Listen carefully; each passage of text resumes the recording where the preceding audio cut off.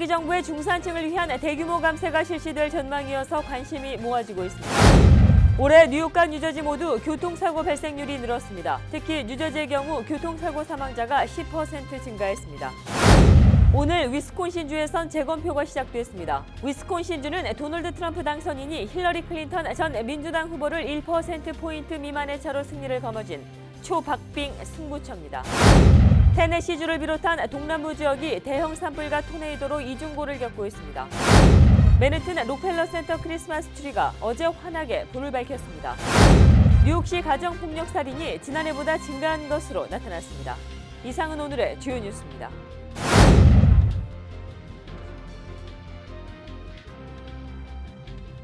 SBI융자 전문은행 뉴밀레니엄뱅크가 홈모기지 융자를 시작했습니다.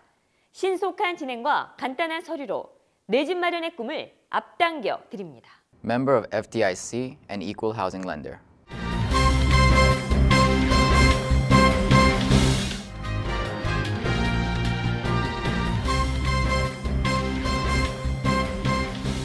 시청자 여러분 안녕하십니까? 12월 1일 KBTV 뉴스9 시작합니다. 오늘 첫 소식입니다. 차기 정부의 중산층을 위한 대규모 감세가 실시될 전망이어서 관심이 모아지고 있습니다. 도널드 트럼프 대통령 당선인의 경제팀이 세제 개편, 무역협정 재고 등 청사진을 제시하며 경제 전략 수립에 시동을 걸었습니다. 차기 정부의 초대 재무장관에 지명이 된 스티븐 무누신은 트럼프 당선인의 조세 정책에 따른 혜택이 주로 부자들에게만 돌아갈 것이라는 주장이 그렇지 않다며 중산층 감세를 통한 경제 성장 구상을 밝혔습니다. 무누신은 30일 CNBC의 방송에 출연해 상류층을 위한 완전한 감세는 없고 중산층을 위한 대규모 감세가 있을 것이라고 밝혔습니다. 그는 이날 뉴욕 트럼프 타워에서 기자들과 만난 자리에서도 개인 소득세 측면에서는 로널드 레이건 정부 이후 가장 두드러진 중산층 소득세 감세를 펴보이겠다고 약속했습니다. 뉴욕과 뉴저지가 올 한해 교통사고 데이터를 발표했습니다. 올해 뉴욕과 뉴저지 모두 교통사고 발생률이 늘었습니다. 특히 뉴저지의 경우 교통사고 사망자가 10% 증가했습니다. 윤나리 기자가 보도합니다. 뉴저지 교통당국이 12월 1일자로 올 한해 치명적인 교통사고에 대한 데이터를 발표했습니다. 뉴욕은 지난 29일부터 뉴욕시 교통사고 통계를 한 곳에 모아놓은 온라인 지도를 공개했습니다. 이를 통해 뉴욕과 뉴저지의 교통사고 건수를 비교해보니 뉴욕시와 뉴저지주 모두 사망사고에 이른 교통사고 건수가 늘었습니다. 우선 뉴욕시의 경우 2015년 19만 7,901건이었던 충돌사고 건수가 올해 20만 5,964건으로 4.1% 늘었고 이 중 부상이 발생한 건수는 3만 8,613건으로 작년 동기 대비 12.5%가 증가했습니다. 부상자 수 역시 늘었습니다. 자동차에 탑승해 부상을 당한 사람도 3만 3,649명에서 3만 9,380명으로 17% 증가했고 보행자 중 부상자도 작년 9,000명에서 올해 9,535명으로 5.9% 늘었습니다. 다만 사망자 수는 줄었습니다. 작년 한 해 교통사고로 209명이 사망했지만 올해는 11월 27일까지 204명이 사망했습니다. 뉴저지주의 증가폭은 더 큽니다. 뉴저지 교통국에 문의한 결과 작년 한 해 교통사고로 497명이 사망했는데 반해 올해 11월 28일 월요일까지 집계된 교통사고 사망자 수는 546명에 이르러 10%가 증가했습니다. 한인이 많이 거주하는 뉴저지 버겐 카운티의 경우 사망자 수가 발생한 교통사고는 올 한 해에만 32건이 일어났습니다. 이 중에서 9건은 점심시간인 낮 12시부터 1시 사이에 발생했습니다. 이는 새벽 시간인 자정부터 오전 6시까지의 사망자 수와 같은 수치로 교통사고가 주로 밤 시간대에 발생할 것이라는 일반적인 생각을 뒤집는 결과입니다. 이렇게 교통사고가 늘고 언제 어디에서 발생할지 예측할 수 없는 만큼 보행자나 운전자 모두 교통사고에 더욱 주의를 기울여야 합니다. 한편 뉴저지가 웹사이트에 공개한 데이터는 작년에 발표한 문서와 수치가 상이해 추가적인 업데이트를 지켜봐야 할 것으로 보입니다. 이에 대해 경찰 당국은 교통사고 건수가 추가되면서 누락됐을 가능성이 있다며 잘못된 수치는 바로잡을 것이라고 답했습니다. KBTV 윤나리입니다. 오늘 위스콘신주에선 재검표가 시작됐습니다. 위스콘신주는 도널드 트럼프 당선인이 힐러리 클린턴 전 민주당 후보를 1%포인트 미만의 차로 승리를 거머쥔 초박빙 승부처입니다. 보도에 김예은 기자입니다. 오늘 위스콘신주에선 재검표가 실시됐습니다. 이는 지난주 녹색당의 질 스타인 후보가 위스콘신주의 재검표를 공식 요청함에 따른 것입니다. We've been doing recounts for years with tabulating equipment, and there has not been any widespread concern about the accuracy. 질 스타인 측은 투표 시스템 해킹 가능성을 제기하면서 수작업 방식의 위스콘신 재검표를 요청했습니다. 온라인 모금을 통해 재검표에 필요한 비용을 모은 질 스타인 측은 오늘 위스콘신주를 시작으로 펜실베니아주, 미시간주에서도 재검표를 진행할 계획입니다. 특히 위스콘신주는 1%포인트 미만의 차이로 도널드 트럼프 대통령 당선인이 힐러리 클린턴을 꺾고 승리를 차지한 곳입니다. 힐러리 클린턴 측도 재검표 과정에 참여하기로 했지만 대선 결과가 바뀔 가능성은 낮게 보고 있는 상황입니다. KBTV 김예인입니다. 테네시주를 비롯한 동남부 지역이 대형 산불과 토네이도로 이중고를 겪고 있습니다. 27일 오후 그레이트 스모키 마운틴스 국립공원에서 발화해 테네시주 인근 마을 게이틀린버그를 덮친 산불의 희생자가 30일 기준 7명으로 늘었습니다. 재난당국은 이날 폐허로 변한 지대에서 시신 3구를 추가로 수습하고 강풍을 타고 번지는 불길 탓에 숲에서 조난한 3명을 무사히 구조했습니다. 그러나 삽시간에 퍼진 산불로 얼마나 많은 사람이 실종됐는지 아직까지 드러나지 않아 사망자 수는 더욱 늘어날 수 있는 상황입니다. 테네시주는 또 엘라바마주와 더불어 29일 오후 늦게 상륙한 토네이도와 폭풍의 영향으로 큰 손실을 봤습니다. 강력한 토네이도로 5명이 목숨을 잃었습니다. MBC 방송은 토네이도가 동반한 강풍과 폭우로 노스캐롤라이나 서부 지역부터 남중부 루이지애나주까지 약 1,000만 명의 주민이 피해를 본 것으로 예상된다고 밝혔습니다. 맨해튼 록펠러 센터 크리스마스 트리가 어제 환히 불을 밝혔습니다. 올해도 어김없이 맨해튼을 밝힌 이 트리는 94피트 높이의 트리에 5만 개 이상의 LED 전구가 장식됐습니다. 뉴욕의 크리스마스를 여는 뉴욕의 화려한 연말을 알리는 록펠러 센터 크리스마스 트리 점등식, 김예은 기자가 보도합니다. 카운트다운과 함께 트리를 가득 채운 5만 개 이상의 LED 전구에 불이 들어옵니다. 어젯밤 열린 뉴욕 맨해튼 록펠러 센터 크리스마스 트리 점등식. 크리스마스 캐롤과 함께 켜진 대형 트리 조명에 크리스마스 분위기가 물씬 풍깁니다. 록펠러 센터 크리스마스 트리는 해마다 새로운 나무로 만들어집니다. 올해 트리는 업스테인 뉴욕 오네온타로부터 온 94피트 높이의 노르웨이산 전나무입니다. 집 뒷마당에 있던 나무를 기부한 집주인은 올해 록펠러 센터 트리로 선정된 데 대해 기쁨을 표했습니다. It was clearly a win-win situation. I mean, it monopolized our backyard, and we just didn't have the space back there for it. It outgrew it. And then for us to be able to donate it to the Rockefeller Center, and if you look around here tonight, there's thousands of people here enjoying this event, and throughout the holiday season, there'll be thousands of pictures taken in front of that tree. So. 어제 점등식은 뉴욕시에 집중호우가 내리는 가운데 진행됐습니다. 비바람 속에서도 많은 시민들이 나와 맨해튼의 밤을 환하게 밝히는 크리스마스 트리 점등식에 환호했습니다. I don't know now I'm here. I don't know now I'm here because I'm very cold and I've been moved on and they've stolen my umbrella. 맨해튼 미드타운에 위치한 록펠러 센터 트리는 1월 7일까지 매일 오전 5시 반부터 밤 11시 반까지 불을 밝힙니다. 단 크리스마스 당일에는 24시간 불이 켜집니다. KBTV 김예인입니다. 뉴욕시 가정폭력 살인이 지난해보다 증가한 것으로 나타났습니다. 시장실 가정폭력 전담반 통계에 따르면 올해 들어 살인을 포함한 전체 가정폭력은 15,000건으로 지난해보다 소폭 증가한 것으로 집계됐습니다. 특히 가정폭력이나 연인에 의한 데이트폭력 살인은 연평균 68건으로 좀처럼 줄어들지 않고 있는 실정입니다.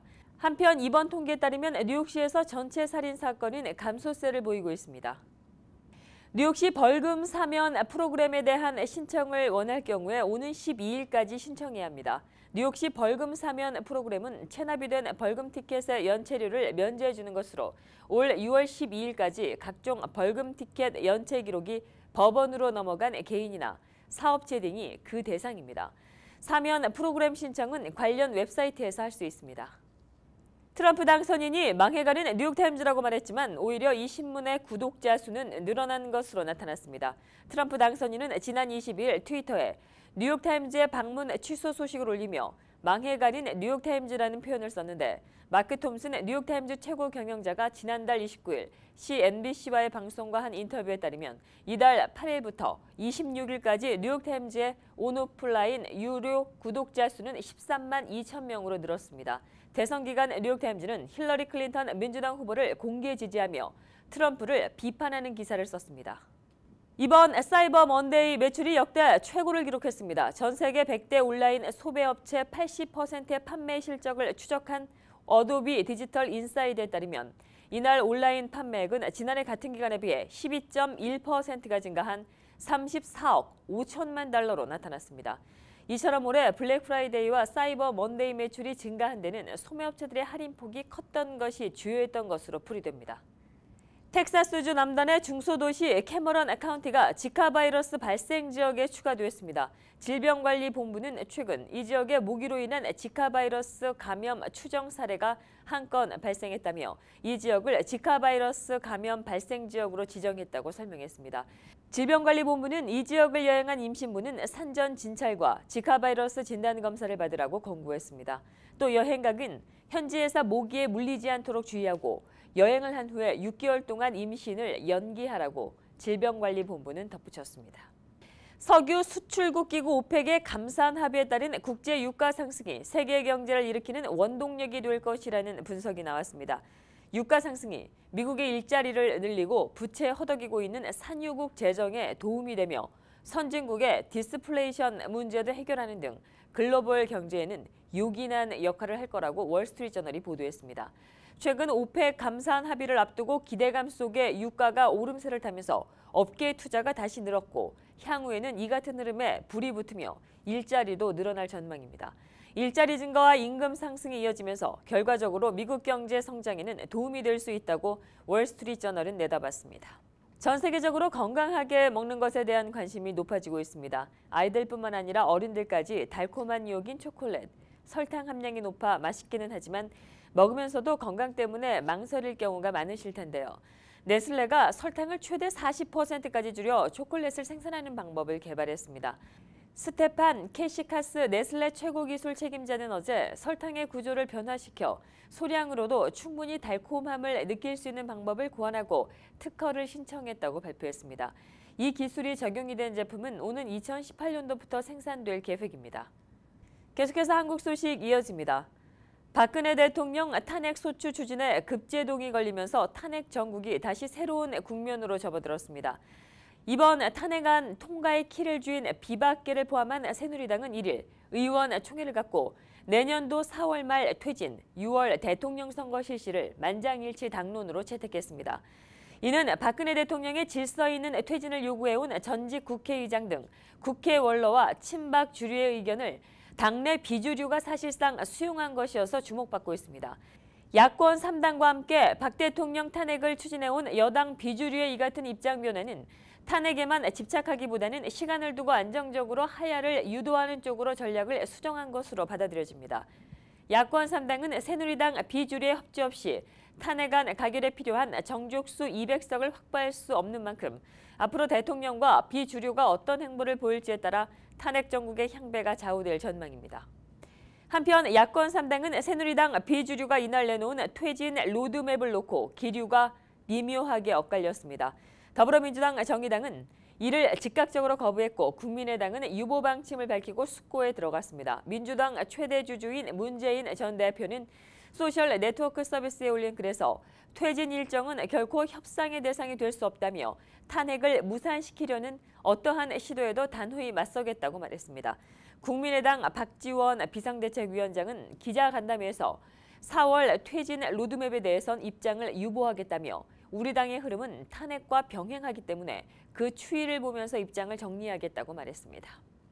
한편 최순실 씨와 정유라 씨가 독일 검찰에서도 수사 대상에 올랐습니다. 독일 검찰은 지난 5월 달부터 슈미텐 지역 한 회사의 돈 세탁 혐의를 조사하고 있는데 그 수사 대상 인물에 최 씨와 딸 정유라 씨가 포함되어 있는 것으로 확인됐습니다. 앞서 헤센주 프랑크푸르트 검찰은 나다 니센 대변인은 현재 수사를 받는 사람은 4명이고 이 중 한국인의 이름을 가졌거나 한국 출신인 이는 3명이라고 확인된 바 있습니다. 당시 니젠 대변인은 한 은행으로부터 고발이 들어와 지난 5월 달부터 수사가 시작됐다고 설명했습니다. 나머지 1명은 독일 국적을 가진 것으로 파악됩니다. 프랑크푸르트 주변에 있는 거주민 9천여 명의 도시인 슈미테는 최순실 씨 측이 비덱 스포츠와 WK라는 이름으로 2개 법인을 세웠던 곳이기도 합니다. 한국 시각으로 오늘 오후 3시 15분경 박근혜 대통령의 아버지인 박정희 전 대통령의 생가가 불에 탔습니다. 용의자 백모 씨는 경북 구미에 있는 박정희 전 대통령 생가에 불을 지르고 박근혜 대통령이 하야하지 않아 방화했다고 진술했습니다. 백 씨는 구미시 상모동 생가 추모관에 들어와 박 전 대통령 영정에 1리터가량의 신화를 뿌리고 불을 지른 것으로 파악되며 이 불로 추모관 내부가 전소했고 옆 초가 지붕이 일부 탔습니다.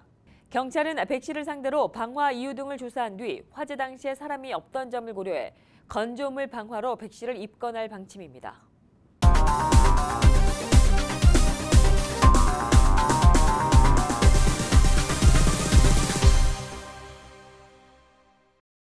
트럼프 당선인의 내각 인선이 점차 윤곽을 드러내고 있습니다. 생각보다는 조금 차분하고 또 진중하게 내각 인선을 꾸려가는 모습인데요.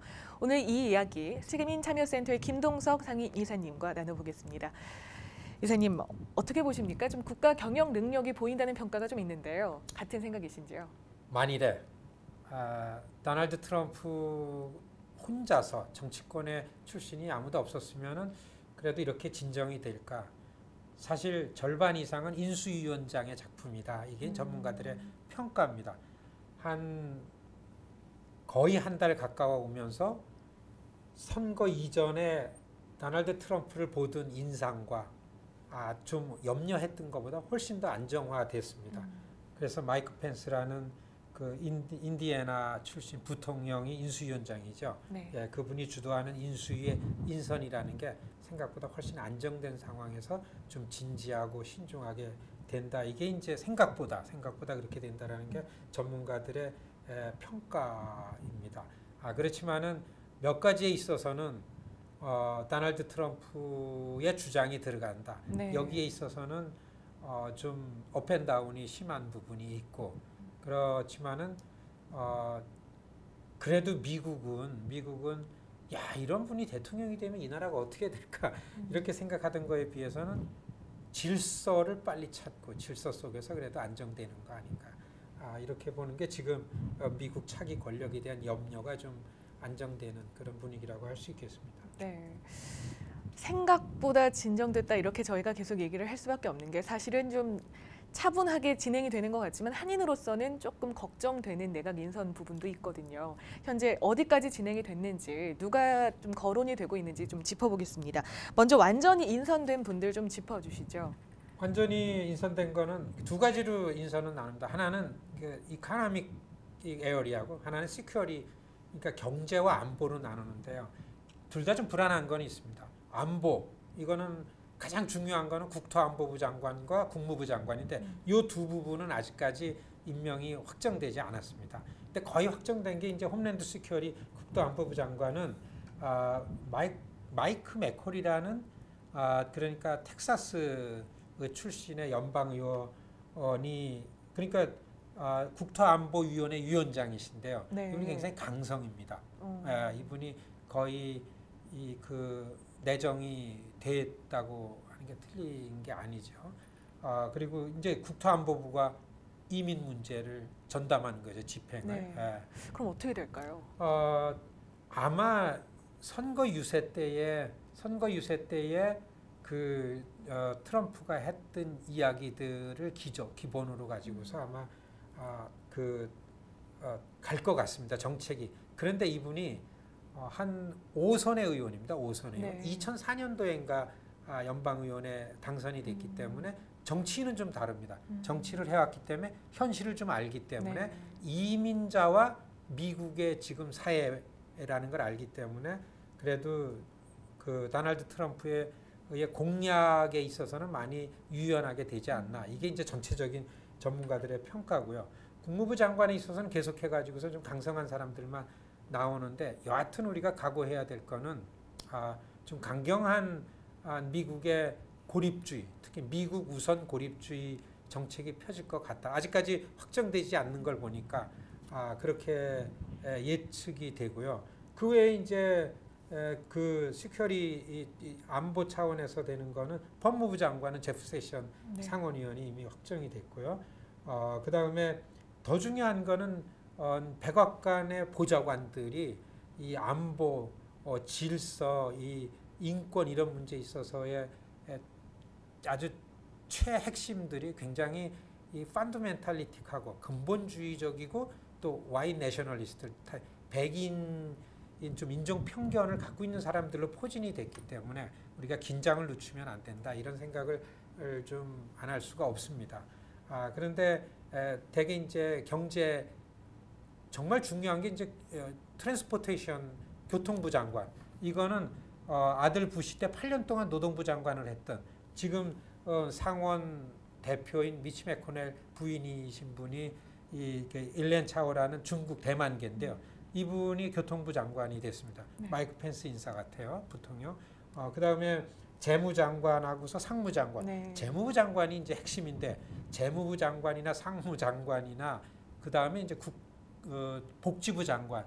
여기에는 트럼프 쪽 의견이 강한 것 같습니다. 이거는 좀 트럼프의 공약을 이어갈 사람들이라 근데 트럼프 공약 중에서 지금 말이 많은 거는 재무부 장관하고 상무부 장관이 미국의 경제 정책에 실물 경제를 주도하는데 여기에서는 공약하고 다르게 나왔습니다. 왜냐하면 그 시골에 백인 노동자들 나와가지고 니네 왜 못 사는 줄 아느냐, 왜 이렇게 행색이 남루하냐, 좌비 왜 없냐, 이거는 월스트리트 그리고 미국의 부자들이 이 워싱턴 정치하고 결탁을 해서 그렇다 막 이렇게 했는데 지금 인선을 상무부 장관하고 재무부 장관 한 거 보니까 골드만삭스 출신들을 했어요. 투자로 다 돈 번 사람들. 특히 재무부 장관은 52살인가 3살인데 이분 골드만삭스 파트너 출신이고 거기서 벌은 돈으로다가 돈 되는 데는 투자를 잘해가지고 거부가 된 사람인데 이분이 민주당의 돈을 대다가 이 트럼프랑 연결이 돼서 이런 얘기가 있습니다. 그 트럼프랑 연결이 된 거는 그 트럼프의 사위하고서 아주 티피컬한 유태인인데 사위하고의 관계 때문에 됐다 이런 얘기가 있는데 재무부 장관 제일 중요합니다. 이제는 국방부, 국무부, 재무장관이 끼어야만 국제 정책을 파이널라이즈 하게 할 수 있다 가지고 재무부 장관 권력이 센데 이렇게 볼 때는 도널드 트럼프가 유세한 거하고는 다르게 인선이 되는 거 아니냐. 이게 지금 거의 한 달 되면서 그 도널드 트럼프의 캐비넷의 그림이다. 이렇게 설명이 됩니다. 교육부 장관 같은 경우에도 이 한국계 그 워싱턴 DC 전 교육감이 좀 거론이 되다가 결국은 이 차터 스쿨을 지지하는 사람이 됐습니다. 이 베시 디보스가 장관이 됐는데요. 이 부분에 또 걱정하시는 분들이 계시거든요. 이 교육은 어떻게 될 전망일까요? 그렇죠. 교육도 교육부 장관 임명된 분의 기본 생각은 교육을 양질의 교육을 시키려면은 학교 선택권이 있어야 된다. 이 차터 스쿨 제도죠. 이거를 지지하고 옹호하는 분이 갔으니까 이런 거죠. 그 빈곤한 지역에 살더라도 자기 지역의 교육 학군이 안 좋으면은 다른 지역에도 학교를 선택해서 보낼 수 있는 시스템이 확대될 것 같습니다. 사실 미셸 우리 한국계 장관으로다가 영순이었었습니다. 알고 보니까 굉장히 왜냐하면 이분도 학교의 교육질을 높이기 위해 가지고서 실력이 없거나 능력 없는 교사들을 그냥 과감하게 정리를 하면서 교사 노조하고 막 싸움도 하고 이런 민주당 쪽의 인사였지만 민주당답지 않은 걸 한다 그래서 눈에 들어와서 했는데 미셸이 본인이 거부했어요. 그렇기 때문에 아마 다른 분한테 간 것 같은데요. 그런데 뭐 전체의 정책이기 때문에 한인들이 교육 문제 걱정할 만큼 정책에 이렇게 민감하게 올 것 같지는 않고요. 교육 정책은 민주당이다 공화당의 큰 차이가 별로 많은 부분은 아니고서요. 지금에 와가지고 그렇기 때문에 오히려 우리가 좀 계속해서 눈여겨봐야 될 거는 시큐어리 쪽입니다. 그래서 국토안보부 이민국이 속해 있는 그래서 홈랜드 시큐어리 세크레터리가 누가 되느냐라는 건데 이게 거의 결정된 거 보면은 그래도 이민자 우리가 정치력을 결집해야 되만 한다라는 이런 게 이제 눈에 보이는 인사라고 설명이 되겠습니다. 어쨌든 가장 이제 좀 중요한 게 국무장관이 그럼 남아 있다는 말씀이신데요. 저희는 국무장관이 또 결정이 되면 그 얘기 가지고 다음 주에 또 말씀 나누도록 하겠습니다. 오늘 말씀 여기까지 듣겠습니다. 고맙습니다.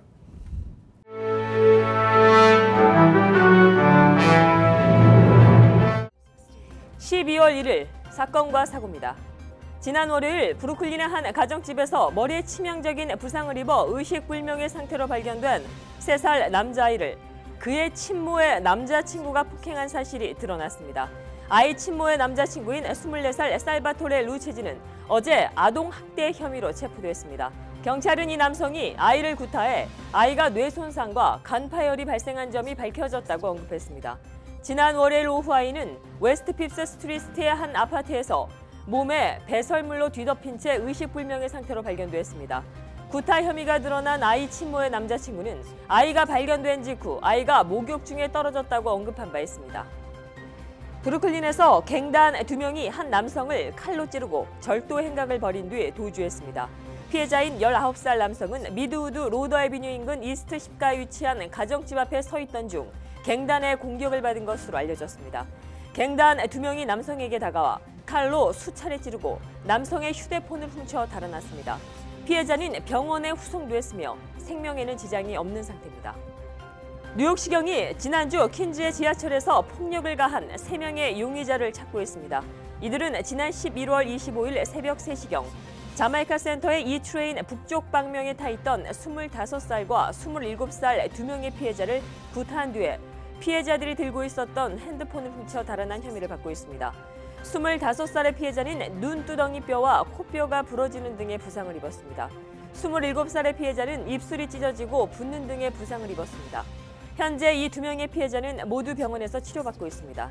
뉴욕시경은 3명의 용의자를 19살에서 22살 사이로 특정하고 이 중 2명의 몽타주를 공개했습니다. 이들에 대한 제보는 전화나 인터넷 홈페이지로 접수할 수 있습니다. 뉴저지 홀랜드 터널 입구에서 뛰어다니던 42살 남성이 체포됐습니다. 지난 화요일 오전 6시경 경찰은 한 남성이 홀랜드 터널 요금소 주변을 뛰어다니고 있다는 신고를 받았습니다. 경찰은 남성이 달린 곳은 보행금지 구역으로 해당 사항을 알리는 표지판이 세워져 있음에도 불구하고 이를 어겨 교통 혼잡 등을 야기했다며 체포 사유를 설명했습니다. 또 그가 터널로 들어서려는 몇 대의 차문을 열려고 시도했으며 경찰을 보자 달아나고 체포에 불응하는 등 비상식적인 행동을 해 마약에 취한 것으로 보고 검사를 의뢰했다고도 덧붙였습니다. 이 일로 화요일 오전 홀랜드 터널은 약 15분가량 교통이 지체됐습니다. 이 남성은 보디빌더 출신으로 현재 $5,000의 보석금이 책정이 된 상태입니다. 어젯밤 뉴저지에 거센 폭풍우가 불어 닥치며 한 가정집에 나무가 부러져 이 집에 거주하고 있던 89살 여성이 대피하는 소동이 빚어졌습니다. 어제 자정 이후 뉴저지 캐서린 스트리트의 한 단층집에 대형 나무가 떨어졌습니다. 이 집에 홀로 거주하던 89살 여성이 침실에서 자고 있던 중에 이 나무가 떨어졌고 다행히 여성은 큰 부상은 입지 않은 것으로 알려졌습니다. 현재 작업 인부들은 이 집에 쓰러진 나무와 집을 복구 중에 있습니다. 오늘 아침 호보큰의 수도관이 파열돼 도로에 물이 넘치는 일이 있었습니다. 윌로우 애비뉴의 16애비뉴에서 수도관 파열이 있었던 것으로 파악되는데 이 위치는 다운타운에서 링컨 터널로 향하는 길목에 있습니다. 차량 통행량이 많은 이취에서 이런 일이 발생하자 당국은 우선 복구 작업은 출근 시간이 끝난 후에 실시하고 주변 도로 정리부터 실시했습니다. 웰로우 애비뉴 브릿지는 잠시 닫혔다가 바로 재개가 됐고 도로는 물이 흥건하지만 통행은 할 수 있을 정도로 유지됐습니다. 이 같은 수도관 파열은 오늘 스테이트 아일랜드의 하일랜드 애비뉴와 반더빌트 애비뉴에서도 발생했습니다. 수에즈노스 아메리카는 오늘 오전 수도관이 파열돼 3곳을 복구하는 중입니다. 계속해서 오늘의 주요 소식과 커뮤니티 브리핑 이어집니다. 북한은 유엔 안전보장이사회가 북한의 5차 핵실험을 응징하기 위한 대북제재결의 2322호를 만장일치로 채택한 데 대해 강력히 규탄하고 전면 배격한다고 반발했습니다. 북한 외무성 대변인은 1일 담화를 통해 유엔 안보리가 지난 9월 달에 진행한 우리의 핵탄두 폭발 실험을 걸고 드는 제재 결의를 조작했다며 유엔 안보리가 우리 공화국의 자위권을 부정한 또 한 차례의 월권 행위, 주권 침해 행위라고 비난했습니다. 중국 정부가 중국에 진출한 롯데그룹에 대해 전방위 조사에 나섰습니다. 고고도 미사일 방어체계 사드 부지 제공에 대한 보복으로 추정됩니다. 이를 상하이 현지 소식통에 따르면 중국 당국은 지난달 29일부터 중국에 진출해 있는 롯데 계열사의 전 사업장에 세무조사와 소방, 위생점검, 안전점검 등의 조치에 나서고 있습니다. 북한 핵미사일 도발에 대응한 국제사회의 대북 제재에도 올해 북중 무역액은 3년 만에 증가세로 돌아선 것으로 나타났습니다. 이를 한국무역협회에 따르면 올해 1월에서 10월 북한의 대중국 수출은 20억 8,700만 달러로 지난해와 비슷한 수준이었지만 중국으로부터의 수입액은 25억 500만 달러로 작년 대비 6.4%가 늘었습니다. 콜롬비아 정부와 최대 반군 조직 무장혁명군이 새롭게 제출한 개정 평화협정안이 어저께 하원에서 최종적으로 통과되었습니다. 이로써 반세기 동안 이어진 남미의 최대 내전이 종식됐습니다. 올해 전 세계 인구는 지난해보다 약간 증가해 74억 명을 넘어선 것으로 집계됐습니다. 유엔 인구기금은 이를 요르단의 암만에서 발표한 2016년 세계 인구 현황 보고서에서 올해 세계 인구는 지난해보다 1.1%가 증가해 지난해 73억 4,900만 명에서 올해 74억 3,300만 명이 됐다고 밝혔습니다. 미 프로야구 메이저리그 사무국과 선수 노조가 2017년 시즌부터 빅리그에 데뷔하는 선수를 대상으로 씹는 담배를 전면적으로 금지하기로 합의했습니다. AP통신은 이를 익명의 관계자의 말을 빌어 메이저리그 노사가 씹는 담배를 야구장에서 추방하는 데 동의했다는 사실을 알렸습니다. 2017년 시즌 미 여자 프로골프 LPGA 투어 일정이 확정됐습니다. LPGA 투어는 2017년 시즌에는 35개의 대회를 치르게 되며 총 상금 액수는 6,735만 달러로 확정됐다고 발표했습니다. LPGA 투어 시즌 총 상금 액수는 2017년 시즌이 역대 최대 규모입니다. 구글이 1984년도부터 2016년 지구 표면의 변화를 한눈에 확인할 수 있는 타임랩스 영상을 1일 공개했습니다. 구글은 지난 2013년 위성지도 서비스 구글어스를 기반으로 지구의 타임랩스 영상을 선보였습니다. 이 영상을 살펴보면 두바이의 인공섬과 알래스카의 콜롬비아의 빙하가 줄어드는 모습, 네바다, 라스베이거스의 극적인 도시화 등을 실감나게 확인할 수 있습니다.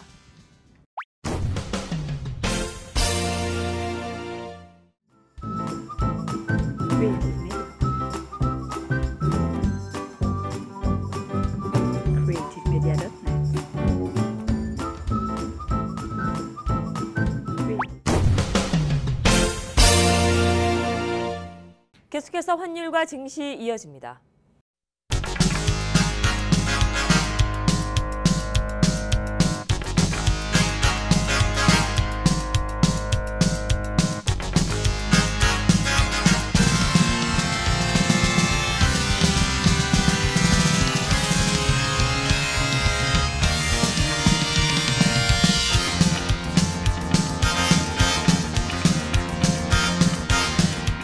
뉴욕과 뉴저지 지역의 날씨 알아봅니다.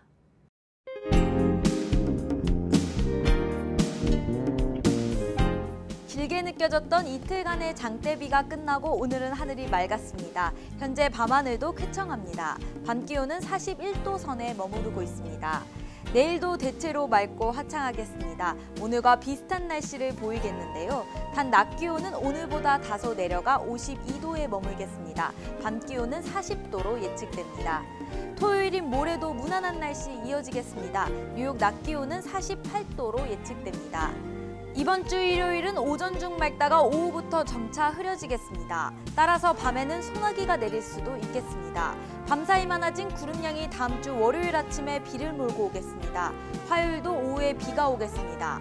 밤에는 낮아진 기온 때문에 비 대신 진눈깨비가 내릴 수도 있겠습니다.